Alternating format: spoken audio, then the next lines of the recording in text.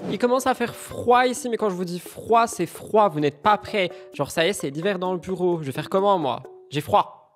Bonjour à toutes, bonjour à tous, bienvenue dans cette nouvelle vidéo qui est, comme vous le voyez au titre et à la miniature, le débat épisode 2. Alors honnêtement, je sais pas trop quand le débat va sortir et vu qu'il y a aussi un petit peu parfois pas d'enquête, je me dis why not faire un mélange des deux de temps en temps, c'est-à-dire vraiment vous faire des actus dont on n'a pas parlé sur MTT et en même temps en débattre tout simplement. J'ai également vu, avant de vous laisser avec la vidéo, vos commentaires par rapport au premier format où il y en a beaucoup qui ont dit que ce serait cool qu'on ait des actus qu'on n'a pas vu dans MTT, qu'on n'a pas vu en live, qu'on soit sur d'autres choses et du coup évidemment j'ai entendu votre demande et c'est la raison pour laquelle on se retrouve aujourd'hui pour un débat, pour un format du moins où on n'aura pas des actus qui ont été mises dans MTT. Donc j'ai entendu ça par rapport à vos demandes et si jamais encore une fois vous avez des envies de sujets en particulier pour ce format, n'hésitez pas à m'écrire sur Instagram @rudycoppelactualité ou tout simplement de me les mettre dans l'espace commentaire. J'ai aussi vu des personnes qui aimeraient que ce format soit en live sur Twitch. J'y travaille, pas pour le moment, mais j'y travaille. Ça pourrait arriver prochainement, peut-être à la rentrée 2025. Je remets l'anneau lumineux bien derrière ma tête et on va commencer tout de suite. N'oubliez pas de liker, commenter et vous abonner pour me soutenir. Et on se retrouve après le générique. Let's get into the tea.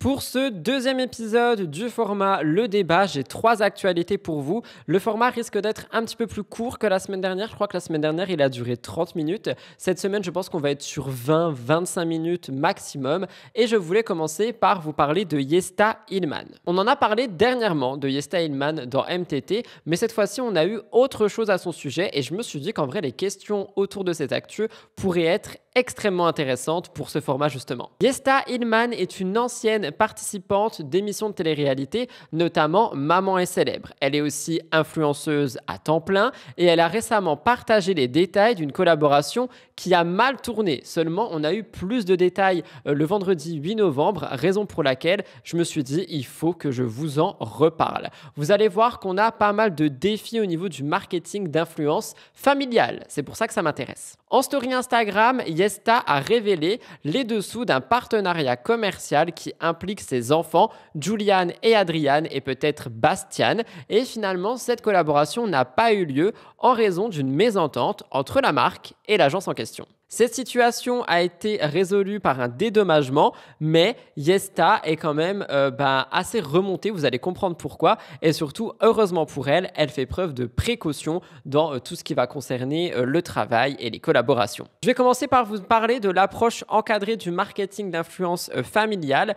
Yesta met tout le temps en scène ses enfants dans des publications, notamment des publications sponsorisées. Et moi, vous connaissez mon avis là-dessus, mais on va y revenir dans les questions juste après.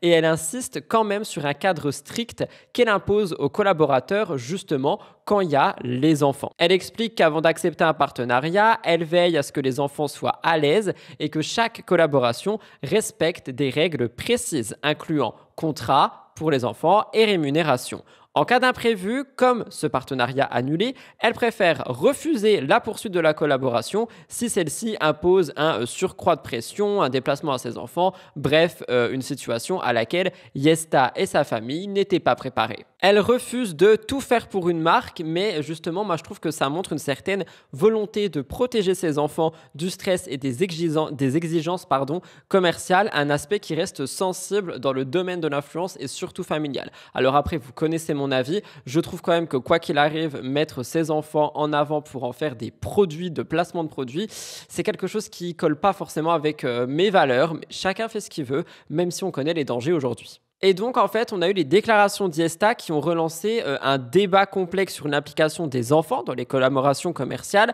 de leurs parents influenceurs. Il y en a beaucoup qui vont soutenir la démarche de Yesta en invoquant l'importance de la sécurité financière, mais il y en a d'autres, en fait, qui s'inquiètent plus globalement des répercussions psychologiques et sociales sur les enfants qui grandissent sous l'œil d'un public, sous l'œil d'une audience et aussi dans une certaine logique de partenariat commercial. Comme je vous l'ai dit, pour moi, les enfants sont donc utilisés pour faire des placements. Et donc, suite à ça, j'ai développé 3 questions. La première est, les parents influenceurs devraient-ils limiter la présence de leurs enfants dans les partenariats commerciaux? En effet, on est donc sur un questionnement par rapport aux responsabilités parentales dans la protection des enfants qui pourraient être exposés à des attentes de performance ou à des commentaires d'inconnus. En effet, on peut se dire que, je sais pas, tu as 3 enfants et tu décides de faire 3 placements similaires avec chacun des enfants respectifs. Et en fait, eux, ça peut les mettre en compétition. Toi aussi, tu peux indirectement les mettre en compétition. Et surtout, ils vont tous être soumis à des commentaires d'inconnus. Et c'est vraiment ces 2 parties-là, moi, qui me font me poser beaucoup de questions. Pourquoi est-ce qu'on aimerait faire infliger ça aux enfants si ce n'est pour l'argent? Et ça me dérange vraiment de poser ces questions par rapport à Yesta parce que c'est une influenceuse que je trouve remarquable. J'adore ses prises de parole, j'adore ses prises de position. Mais c'est vrai que je reste sur mon avis qui est peut-être très tranché pour certains. Faire cette publicité avec les enfants, perso, c'est quelque chose qui me dérange. Ensuite, on peut se poser une autre question. Comment encadrer la rémunération des enfants dans les publications sponsorisées pour garantir leur bien-être futur? Dans la mesure où, dans tous les cas, il y aura un placement avec un enfant ou plusieurs, on peut avoir une question qui invite à une manière de réfléchir pour réglementer la rémunération des enfants influenceurs pour qu'ils puissent en bénéficier à long terme, en s'assurant que cet argent soit protégé et géré de façon responsable. Alors là, pour le coup, je ne suis pas Yesta sur les réseaux, mais connaissant un petit peu le personnage, je l'espère grandement que l'argent qui est gagné avec les enfants va aussi pour eux dans des comptes épargne ou des choses dans le genre pour leur futur. Je pense sincèrement qu'il y a des familles qui font ça, mais il y a aussi des familles qui ne le font pas et qui vont tout simplement utiliser les enfants pour faire des placements de produits, garder l'argent et laisser aucune part aux enfants qui vont participer activement, que ce soit à un shooting, à une vidéo, à une présentation de produits, au placement. Et malheureusement, ici, je trouve que c'est pas très éthique, familialement parlant. Dernière question, les marques devraient-elles être tenues de respecter des normes spécifiques lorsqu'elles collaborent avec des enfants influenceurs? Je trouve que c'est une question qui pourrait permettre d'envisager des règles ou du moins une certification pour les partenariats qui impliquent des enfants et donc on pourrait garantir que les enfants soient protégés et que leur application dans ce cadre de publicité, de création de contenu pourrait donc être vraiment réglementée. Quoi qu'il en soit, je trouve que concernant Yesta, le fait qu'elle partage ses détails sur ses collaborations et ses expériences montre qu'on a des dilemmes en tant que parents influenceurs par rapport au marketing justement d'influence familiale, un secteur où la transparence devrait primer pour les enfants et également pour les parents. Et je trouve que, bien que je ne sois pas d'accord avec le fait d'exposer ses enfants de cette manière, Yesta fait quand même les choses dans les règles, entre guillemets. Et concernant tout ce qui concerne les enfants exposés, vous le savez, vous connaissez mon avis, c'est surtout les dangers extérieurs qui sont, je trouve, extrêmement dangereux et négatifs. Vous me donnerez votre avis sur ce premier débat, cette première actualité. La deuxième chose revient sur Mila Jasmine. J'ai pris la décision de ne pas en parler dans mon émission de dimanche que je vous conseille d'ailleurs, mais Mila Jasmine, influenceuse et ancienne candidate de télé-réalité qui aujourd'hui vit à Dubaï et vient de donner naissance à son 2e enfant, a été accusée par la DGCCRF, donc la Direction Générale de la Concurrence, de la Consommation et de la Répression des Fraudes, de pratiques commerciales trompeuses sur les réseaux sociaux. Je pense que vous le savez, la DGCCRF prend pas mal de temps ces derniers mois, cette dernière année, même ces dernières années, à pointer du doigt des influenceurs, des influenceuses qui ont justement fait des pratiques commerciales trompeuses pour mettre en avant que l'influence, c'est pas un petit peu la jungle et chacun fait ce qu'il veut. La DGCCRF reproche à Mila de ne pas avoir indiqué le caractère publicitaire de certaines publications alors qu'elle a reçu une rémunération ou d'autres contreparties en échange de recommandations.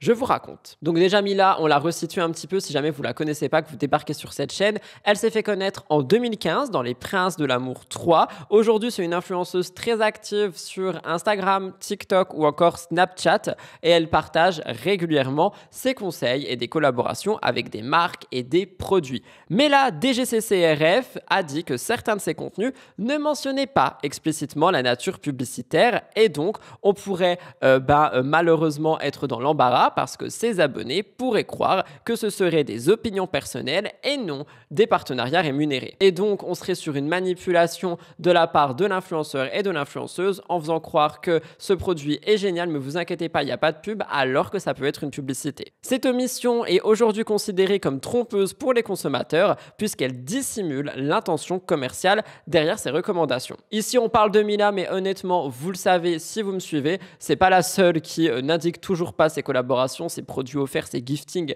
tout ce que vous voulez. Mais ici, il est vrai que Mila a un petit peu eu la DGCCRF dans son collimateur. Dans cette affaire, la DGCCRF a pris des mesures fermes. Elle a émis une injonction administrative afin de mettre un terme à ces pratiques. Cet acte souligne la volonté des autorités de renforcer la transparence dans le secteur du marketing d'influence, un domaine qui, vous le savez parce que vous suivez mon contenu, sauf si vous débarquez, hello, je m'appelle Rudy, on est sur un domaine qui est en forte croissance, mais qui malheureusement est encore mal encadré malgré tout ce qu'on a qui commence à se mettre en place. Je vous rappelle qu'en avril dernier, la DGCCRF avait révélé que près de la moitié de 310 influenceurs contrôlés entre 2022 et 2023 ne respectaient pas les règles en vigueur et donc on a eu plusieurs avertissements et plusieurs sanctions. En juin 2023, le Parlement français avait d'ailleurs adopté un texte visant à réguler plus strictement les pratiques de marketing d'influence face aux plaintes des consommateurs qui ont été trompés et à la multiplication des contenus publicitaires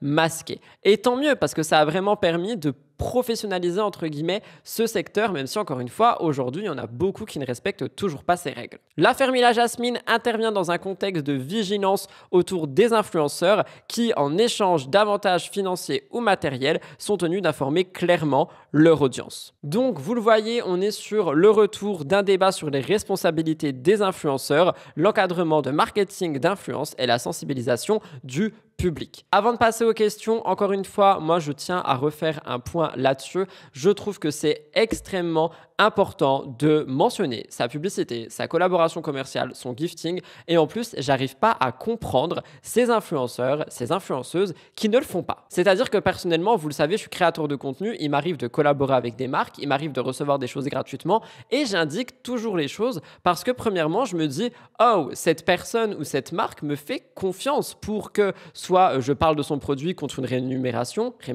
ou alors tout simplement pour m'envoyer quelque chose de gratuit parce que la marque m'apprécie. » Et je trouve que, je sais pas, c'est la moindre des choses d'indiquer aux gens que c'est un cadeau, même si, ok, il faut le déclarer quand tu en parles. Écoute, au moins, je l'ai payé moins cher parce que j'ai payé juste ma taxe dessus et non pas le produit en entier. Et quand c'est une collaboration commerciale rémunérée, je trouve encore une fois qu'au moins, tu es vraiment dans la transparence avec les gens. Enfin, personnellement, depuis que je suis dans ce milieu et qu'il m'est arrivé de faire des collaborations, à chaque fois que j'ai mentionné les choses, j'ai toujours eu entre 1 et, allez, on va dire 10 messages maximum me disant « Merci de mentionner les choses, au moins ça montre que tu es authentique et transparent. » Et je trouve que, je sais pas, c'est quand même la base, la confiance avec sa communauté. Donc il y en a certains qui vont me dire oui, mais ils oublient parce qu'ils en font beaucoup, etc.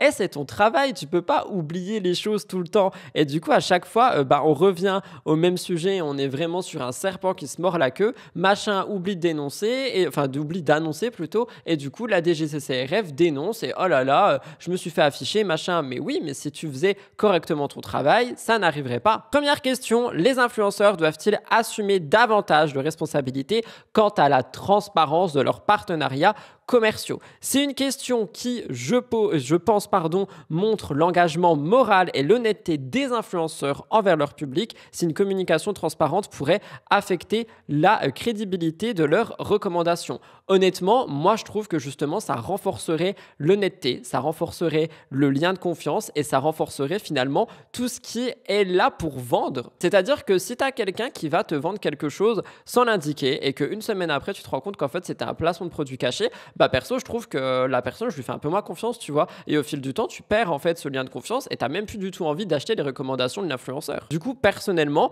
je trouve que il y a même pas à se dire assumer une responsabilité. C'est la base et je trouve ça vraiment dommage, celles et ceux qui respectent pas ça. Vous me donnerez votre avis. Deuxième chose, et là, je pense que vous allez me dire oui, mais il y en a beaucoup pour qui malheureusement c'est un non. Les utilisateurs des réseaux sociaux sont-ils suffisamment informés pour reconnaître un contenu sponsorisé sans indication explicite? En fait, je trouve que c'est une question qui interroge la capacité des abonnés, des consommateurs, souvent jeunes ou non d'ailleurs, à discerner les recommandations authentiques des pubs déguisées et les enjeux liés à la sensibilisation du public face à cette distinction. Parce qu'en effet, vous allez me dire oui, mais ça va, tu vois, nous on sait, parce qu'on en parle souvent sur cette chaîne, parce qu'on a déjà mis en avant pas mal de placements de produits qui ont été douteux / cachés et je vous ai expliqué un petit peu comment les repérer. Mais c'est vrai que si tu es sur une communauté beaucoup plus jeune, je pense notamment à TikTok ou même à Snapchat, tu peux un petit peu passer à côté du fait que c'est une pub et tu peux, te dire que tu vas acheter le produit pour faire plaisir à l'influenceur ou alors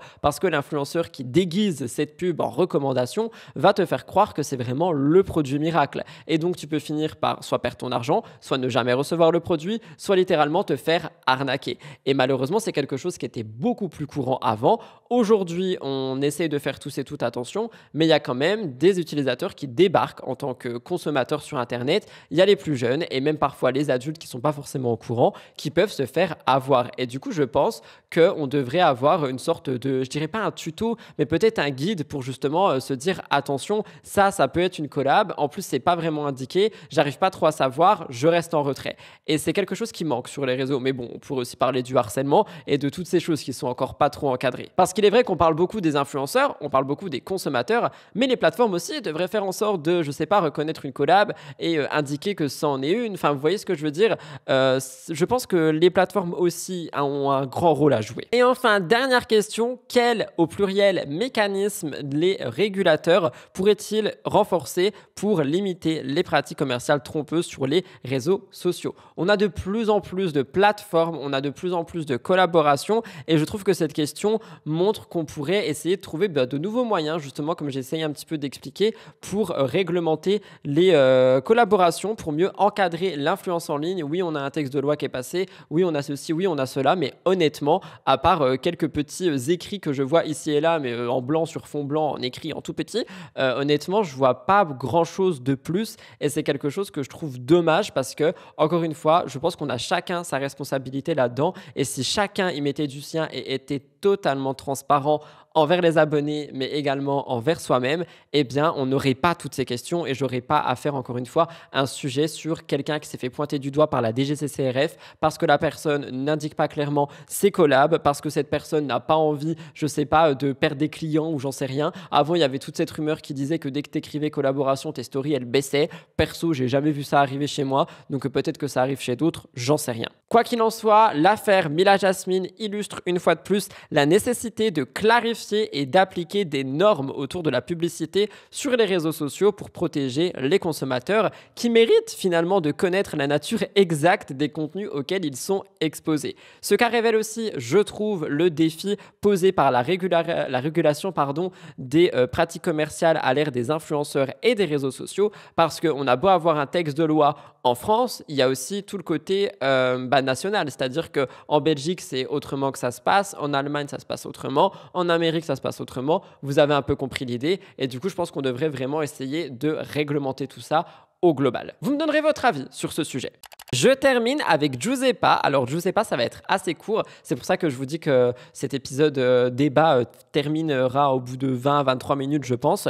Giuseppa, vous le savez, c'est une ex-candidate de télé, mais elle est aussi mère de 2 jeunes enfants et elle s'est confiée sur les difficultés à concilier sa vie familiale, les tâches ménagères, activités professionnelles également, dans un contexte où elle se retrouve sans aide à domicile et où une question s'est posée. Qu'est-ce que fait Paga? Autrefois, Giuseppa, elle était connue pour sa légèreté, son insouciance, notamment dans les émissions de télé. Aujourd'hui, elle partage avec sa communauté un quotidien qui est très différent. Elle a énormément d'exigences par rapport à sa famille, à la maternité, et elle a exprimé des ressentis. Et donc, en fait, personnellement, moi, je trouve en Giuseppa de plus en plus une sorte de vulnérabilité qui résonne avec énormément de jeunes parents et de parents en global. Giuseppa partage souvent son expérience de maman. Elle exprime ses sentiments ambivalents à l'égard de sa première fille, Georgia. Elle admet en fait qu'elle ressent une culpabilité constante. Elle craint de ne pas répondre suffisamment aux besoins de son premier enfant parce qu'elle doit également s'occuper de Adriana. Elle a même demandé à sa communauté des conseils pour gérer ce sentiment de culpabilité parce qu'elle veut vraiment pas frustrer ni l'une ni l'autre et elle a peur de donner trop d'amour et trop d'intérêt à l'une mais pas à l'autre. Et en fait, je pense qu'elle cherche vraiment à trouver sa place dans ce nouveau rôle de double maman qui est très exigeant. On est sur un sentiment de culpabilité qui est courant chez de nombreux parents, chez des nouveaux parents, comme j'ai pu le voir directement en faisant quelques recherches, notamment quand on est sur un désir de bien faire qui entre en conflit avec la pression des obligations quotidiennes. Giuseppa, elle est rentrée de vacances dernièrement et elle a partagé un aperçu de son quotidien sans aide ménagère. Elle explique qu'il lui est difficile de jongler avec les responsabilités domestiques dans une immense maison, tout en s'occupant de 2 enfants en bas âge et aussi de ses activités professionnelles sur les réseaux sociaux. Elle dit, je cite, et c'est ça qui m'a marqué, c'est pour ça que j'en ai fait une actu, « Je suis submergée ». C'est ce qu'elle a avoué à ses abonnés. Et donc, on a eu pas mal de questions parce que où est son partenaire? Est-ce qu'il contribue à tout ça? Paga, pourquoi est-ce qu'elle dit « je suis submergée, je dois m'occuper de cette maison, je dois m'occuper des enfants ?» On a eu une curiosité des internautes qui a assez grandi. Giuseppa, est-ce qu'elle laisse entrevoir d'autres aspects de cette dynamique familiale par la suite? Est-ce qu'elle laissera entrevoir ça? Parce que du coup, il y a beaucoup de gens qui se disent « mais attendez, Paga, il ne l'aide pas ». Alors encore une fois, je ne vais pas me permettre de juger le quotidien des gens parce que honnêtement, je ne vois pas ce qui se passe chez eux, je n'ai pas un œil derrière leur fenêtre ou peu importe. Mais d'après ce qu'elle dit et d'après ce qui en ressort, on dirait vraiment que Paga ne l'aide pas, que Paga n'est pas là pour les tâches ménagères, pour s'occuper des enfants quand Giuseppa en a besoin. Donc je pense qu'il le fait, mais peut-être pas autant qu'elle, je sais pas. Ces confidences, celles de Giuseppa, relancent plusieurs questions autour des défis auxquels font face de nombreux parents dans une société qui d'ailleurs valorise beaucoup plus la réussite personnelle tout en exigeant des performances de parentalité mélangées avec le travail. Et donc encore une fois, j'ai 3 questions. La première, les mères sont trop souvent seules dans la gestion d'un foyer et des enfants. Est-ce que c'est aussi le cas même en présence d'un partenaire? En fait, je vous dis ça parce que vraiment, j'ai envie de réfléchir sur le partage des responsabilités familiales dans ce couple, mais aussi dans d'autres couples où on a visiblement des attentes envers la mère qui seraient très élevées. Ici, Giuseppa, parce que d'après la manière dont elle dit les choses, on dirait vraiment que Paga n'est pas là pour l'aider. Je pense sincèrement qu'il est là, mais je ne sais pas à quel degré. Et en fait, c'est pour ça que je vous parle d'un partage des tâches. Vous me direz ce que vous en pensez. J'espère ne pas blesser Giuseppa et Paga s'ils passent par ici, mais j'avoue qu'avec les paroles de Giuseppa, on dirait que c'est un petit peu ce qui se passe. Deuxième question, les réseaux sociaux renforcent-ils la pression ressentie par les jeunes parents? Je pose cette question parce qu'on pourrait se poser la question justement de la manière dont les réseaux sociaux imposent une image de perfection familiale qui peut accentuer la culpabilité et le stress chez les parents, notamment celles et ceux qui partagent tout leur quotidien en ligne. Je m'explique, je parle ici un petit peu du Romanticize My Life, dans le sens où on a effectivement beaucoup de publications de parents qui montrent une vie parfaite, des enfants qui font 1 milliard d'activités, une maison toujours bien rangée, jamais aucune crasse, rien qui se passe de mal, sauf que la plupart de ces parents ont soit des aides ménagères, soit des nounous, soit des activités proches de chez eux, soit ils vivent à Dubaï, etc., etc. Et ici, pour Giuseppa et Paga, il semblerait que ce soit pas le cas, pardon. Et du coup, ma question est la suivante. Ce qui est assez compliqué ici, ça va être la pression que peut ressentir certains couples et certains parents par rapport à ce qu'ils voient sur les réseaux. Un peu comme les consommateurs finalement des réseaux sociaux qui vont développer malheureusement des complexes par rapport à un tel type de vie, tel type de corps, tel type, d'activité, etc. Seulement, je vous invite à aller voir le dernier 24 heures sans filtre de la youtubeuse Shera qui montre justement sa vie de maman sans filtre. Et honnêtement, je me suis dit, ça, c'est la vraie vie. Donc oui, on a des gens qui ont des nounous, il y a des gens qui ont des activités incroyables, mais parfois, c'est pas le cas. Et j'espère que Paga et Giuseppa ne ressentent pas une culpabilité par rapport à ça. Et d'ailleurs, je les cite eux, mais ça peut être n'importe quel autre parent. Dernière question, comment les jeunes parents peuvent-ils au mieux s'organiser pour faire face à la charge mentale liée aux tâches domestiques et parentales? Et j'ai même envie de rajouter, professionnel. En effet, je trouve que ça peut être intéressant d'avoir d'ailleurs vos avis dans l'espace commentaire si vous êtes parent, vos stratégies finalement à mettre en place pour essayer de tout concilier, que ça soit le côté vie parentale, le côté vie personnelle, le côté vie aussi pour soi. Je trouve qu'on peut essayer d'alléger un quotidien si on a des bonnes stratégies et des bons conseils. Donc là, ça sera vraiment à vous de me dire ça dans les commentaires parce que personnellement, je n'ai pas d'enfant et du coup, j'arrive pas vraiment à voir les choses que je pourrais donner en conseil, surtout pour celles et ceux qui n'ont pas de soutien externe. Parce qu'encore une fois, si on parle, je sais pas, par exemple de Jazz et Laurent, ils ont certainement des nounous, des machins, des bidules et donc effectivement, toutes les choses qu'ils vont montrer vont être rangées, positives, activités flamboyantes, alors que la vie n'est pas toute belle, pas toute rose. En tous les cas, vous me direz ce que vous en pensez et c'est à vous que sont les commentaires ici. En clair, l'expérience partagée par Giuseppa met en lumière des aspects souvent cachés de la parentalité tout en initiant, je trouve, une conversation sur les défis d'une vie familiale avec des équilibres entre responsabilité pro et responsabilité perso. J'envoie tout mon courage à Giuseppa et à Paga parce que visiblement, la période semble compliquée. Voilà tout le monde pour ce deuxième épisode du débat / un petit peu enquête actu. Vous me direz ce que vous en avez pensé. J'ai essayé d'être un petit peu plus dans mon avis comme vous me le demandez. J'ai aussi essayé de prendre des choses qu'on n'a pas vues dans MTT ni en live, donc j'espère que ça vous a plu. Si c'est le cas, n'oubliez pas de liker ce format, de commenter, j'espère que vous l'avez fait tout le long et de vous abonner à la chaîne. On arrive doucement mais sûrement, je le répète, aux 60 000 abonnés, donc n'hésitez pas. En ce qui me concerne, je vous embrasse, je vous retrouve dans 1 ou 2 jours suivant quand cette vidéo sort pour MTTI, fin de semaine pour une nouvelle vidéo et dimanche 10h30, on l'oublie pas, pour MTT. Merci pour votre fidélité, je vous embrasse et à très bientôt.